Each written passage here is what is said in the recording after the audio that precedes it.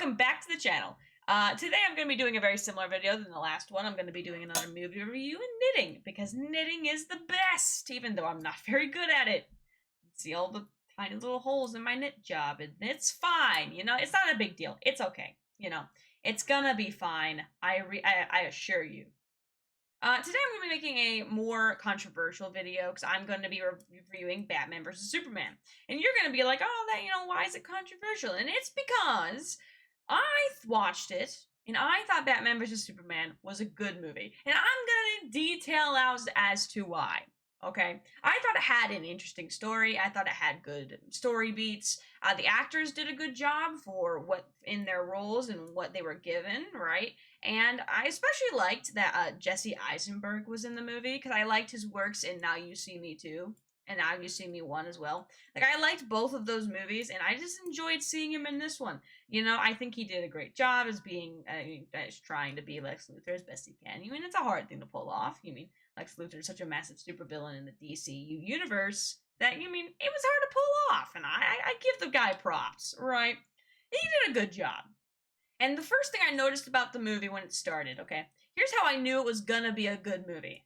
It started on a funeral scene with narration, and I instantly was like, this is gonna be a good film. I instantly was like, this is gonna be a great movie, because all great movies start with funeral scenes. What movie do you know that starts with a funeral scene and is terrible? Oh, and the opening credit sequence was just so great. I had such high expectations from the start, because the opening sequence where it goes through the backstory, but it makes it kind of like more artistic, because at the end they reveal that it was a dream sequence, and so it's more of like an artistic kind of like a credit sequence kind of like backstory thing. I thought that was interesting and kind of like well done. Like it keeps you engaged in the whole beginning credit sequence and all that, while still like being an interesting little watch, something that you can kind of like be distracted by while they're just putting all the credits in front of. I thought that was interesting. I thought that was nice. And honestly, all the dream sequences in the movie were quite interesting, right? They were definitely captivating and interesting. A little at times, like, how would one put it, like confusing, right? Until you realize, oh, it was just a dream. That's why it was so weird. You know what I mean? And I liked how in one part of the movie where the Flash shows up and you can't tell whether that part was part of the dream or not, because after he wakes up, there's still like papers and stuff flying around the room, so you can't tell if that was an actual like thing that happened in real life or if that was just something that he dreamed up. I liked that little detail. It was kind of nice. A little like misdirection kind of thing. It was good. But let's get into more of the important parts of the movie, like the actual like themes of the movie and stuff, right? More than just the things I thought was interesting, right?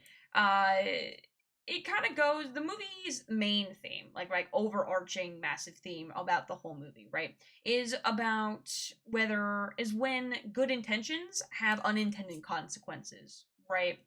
And essentially the movie explores how, even though Superman and Batman both mean well, what are their unintended consequences behind their actions, and do they lead to, and is it good for them to continue to do the work they do, right?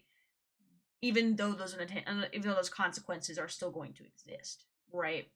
And the way we get introduced to this whole idea and topic is that the movie opens to the scene of Superman fighting with General Zod in like General Zod's massive spaceship thing, right? And so we are there, but we're not actually focusing on Superman fighting General Zod. What we are actually focused on is Bruce Wayne. He has just gotten back to the city from wherever the heck he came from, right? From like a business trip or whatever. And he's kind of got back to the city, and he sees that the city is under attack, right? Like, there are parts of the spaceship falling back down onto the city, toppling buildings, crushing cars. Just essentially causing like mass mayhem and destruction. And Bruce Wayne is trying to get downtown to his office building so that he can help evacuate people there, and he tells people that they should evacuate as soon as possible, right? But that's what he's trying to do. He's trying to get downtown in the city to where his office is to help evacuate people from his office building, right? And right as Bruce is able to reach his office building, the fight with Superman and General Zod comes to an end, right? And in doing so, the spaceship that General Zod and Superman were fighting over and fighting, and it blows up, right? They blow up the spaceship in the middle of their fighting. Uh, and all of those fragments end up falling onto the city.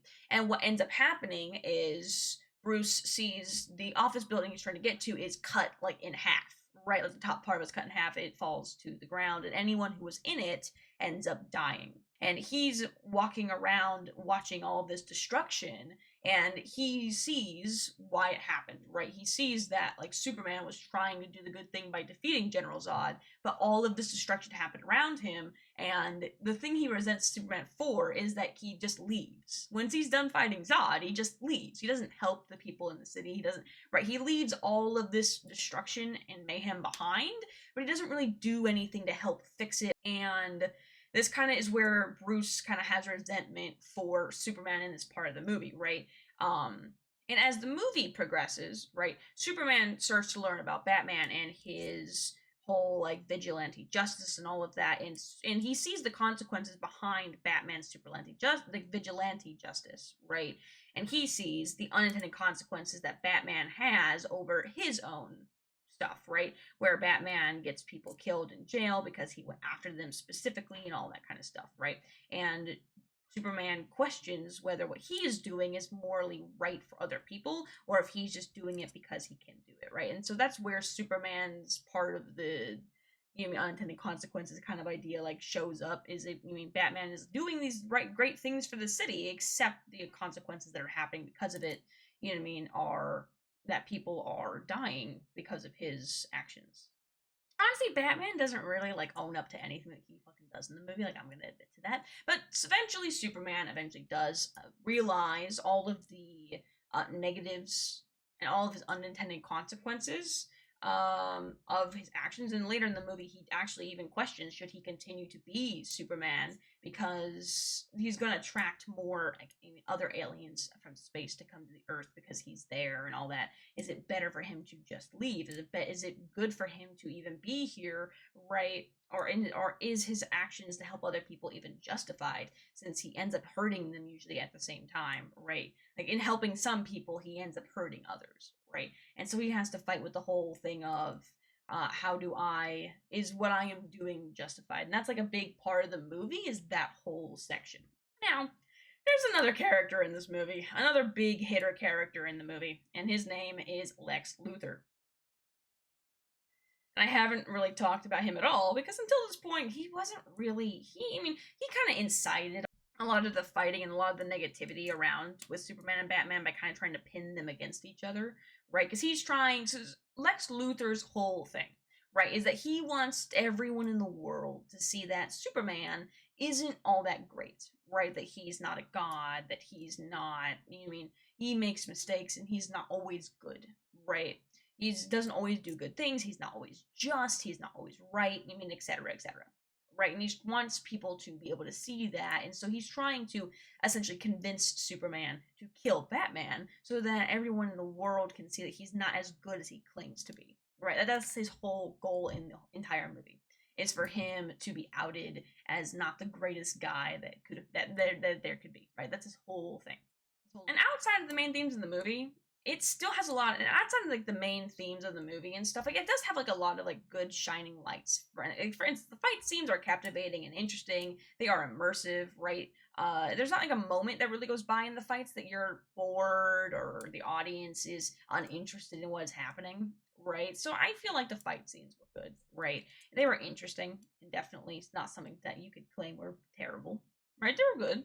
And it was nice to see that Batman, the way that Batman won was not just because he was stronger than Superman. Like, he didn't find a way to be stronger than him. He found a way to outwit him, right? It was nice that he found a way to outwit Superman instead of trying to actually beat him by his sheer strength, right? Because it showed that Batman actually had like a real plan for this fight instead of just coming at it like Batman in some series would. Right? It's just nice to see that they're not just gonna make him like a brute force kind of guy. Like, he's actually thinking with his brain of how to topple this guy, which is kind of nice to in a weird way that would kind of work. Like Batman could win against Superman if it was a battle of wits, probably, right? Like, it's a good odd. It has good odds if it's that kind of a battle. Good odds, not great, but good. You could do it. Now we're pretty far into the video, And I do have a little bit of a confession to make now that we're so far in, okay? I don't actually think this movie is good at all. I watched it, honestly, I didn't like it. I didn't. Like, I went into it, and I wanted to make this video, and I wanted it to be good, because I wanted to be able to make a video about how it was good, and everybody was wrong, and no, okay, they're right, it was bad. Alright, there's too much dialogue. Like, part of it is there's way too much dialogue. And it's like, it's trying to be like a very thoughtful and like mind-provoking movie, but like it's almost too pretentious, right? Like it's trying so hard to be something it just isn't. Like it should have just been an action-packed fun movie. I feel like that would have been better if they did that. But no, they just went along this whole thing like, "Oh, we're just going to talk about morality and crap." No one wants that. No one wants this. At least not out of this movie. Out of some other movie? Sure. Out of this movie? No. That's what Saving Private Ryan was for. Okay? Like, this is not the movie to do it in. No. This ain't it. Not to mention, the plot, like, danced around the place. Like, constantly. It was not good. Like, ugh. I couldn't even tell what was happening sometimes. There were times we were in a dream sequence, and I genuinely thought, this is possible. This could have happened. Like, look at this scene. What is happening here? I was watching this going, well, I didn't know Superman had an army. He has an army? I was like, when was that in the comics? I was so freaking confused. It took me so long to realize it was a dream because the movie was that bad where I was like, nah, this is freaking possible. This is possible. Oh, when you can't tell a dream is a dream, it's a problem, right? Like, come on, man, this is weird. And these weird flying creatures, what were these? Why, though? Were they bats? What are these? I don't get it, what is this? I don't understand. I love in this movie, okay, where Batman has a semi-real reason to kinda not like Superman, and Superman doesn't really have a reason to dislike Batman. He just doesn't like him. It's like the same reason Lex Luthor doesn't like Superman. It's really no other reason other than he just doesn't really like Superman because he's freaking strong as heck. And he helps people. Those are his like two main problems with this guy, right? And it's like Superman though doesn't really have a good reason to like dislike Batman either. Like why do I guess they tried to give him a reason, but his reason apparently this practically came down to like I just don't really like the guy, which is like I mean cool, but is that really a reason to want someone dead? Like he practically like look at this scene. Next time they shine your light in the sky, don't go to it. The bat is dead. Bury it. Consider this mercy. In this scene, he practically like threatens him, like he's intending to kill him. Like even Batman took it as like a threat to his life. Because how else was this supposed to be interpreted, Superman? It's like nah. He's like, I don't like killing people. Minus the fact that I'm gonna threaten this guy's life. Okay, hypocrite. Sure. Whatever. Not a fan. Oh, and let's talk about the beginning. In the beginning, okay, there's this really weird scene where the building falls and Bruce walks into this like smoke plume thing, like this scene, right? And here's what he finds. A horse. Just a random horse, just wandering. Even the actor is looking at this horse like, what the heck is going on? And I'm like, I don't know. I don't know what this is. I don't know why this horse is here. I don't know why this is happening. It's ridiculous. It's a completely and utterly ridiculous thing to have happening right now. Like, I swear. Come on. Or this scene. Have you seen this? How has no one talked about this scene? It's like Batman turned into like the Exorcist. Like when the officer starts firing at Batman. I get it. This crap is creepy as crap. This is creepy as frick, man. Creepy as frick. I swear to all that's holy. This is creepy. It's like Batman v the Exorcist. I was like, what is that? And it was funny. Like, it was both horrifying and hilarious at, like, the same time. I had to watch it twice. Because I was like, did I really just see that? I couldn't believe my eyes. Now, this is going to be my last rant of this movie. And we're going to end on a Superman rant because, you know, I could rant about a lot of things, but this is where we're going. Okay. So, in the movie, okay, Lois gets pushed off a building, which is a normal thing that Lois does, right? Happens. Don't know why she trusts people to bring her up to buildings. She gets pushed off all the time. And Superman, in literally a second, catches her. In a freaking second. Okay. Like, he got there so freaking fast that I'm like, the only way, even with his super hearing, super speed, superness, it would have taken him longer to get there. She would have been closer to the ground. And it wouldn't have happened. No. He wouldn't have been that close. No. It wouldn't have taken that little amount of time. I'm telling you. What is he like? He's not a telepath. Like, he has a lot of amazing powers, but telepathy is not one of them. Also, unless maybe I'm wrong. Maybe he's just stalking her all the time and is always just around every single corner, stalking Lois Lane. Maybe that's just his, like, freaking free time, is making sure where's Lois Lane. Maybe he has a tracker on her. I don't know. But what I'm saying is this is ridiculous. Also, here's a great question. Where does this cape go? Like, people are like, oh, he wears his, outfit underneath his clothes. That's how he changes so fast. Awesome. Where does the cape go, babe? Like, it's not under his clothes. Because if it was, his clothes would be way baggier than they actually are in the series, or in the movie, or ever. Like, bruh, his clothes would be way more baggy right now. Like, way, more filled in. He wouldn't be as freaking skinny. Where is he keeping the cape? Because it's huge. Look at this thing. It's massive. It's a massive cape.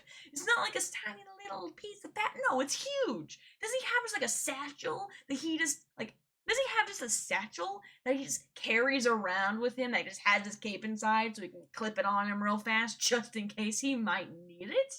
Like, what is this? Where does this cape go? And no, this in particular part of the rant is not necessarily just to this movie, but to everything in freaking Batman. Like, I didn't know one of your superpowers was just really fast changing abilities. Does he fly home every time he needs to put on his cape? How does the cape part work? I've never understood it. I don't get it. But that's going to be the end of this video rant, and surprisingly, this was actually a fun video to make. It made the movie kind of bad.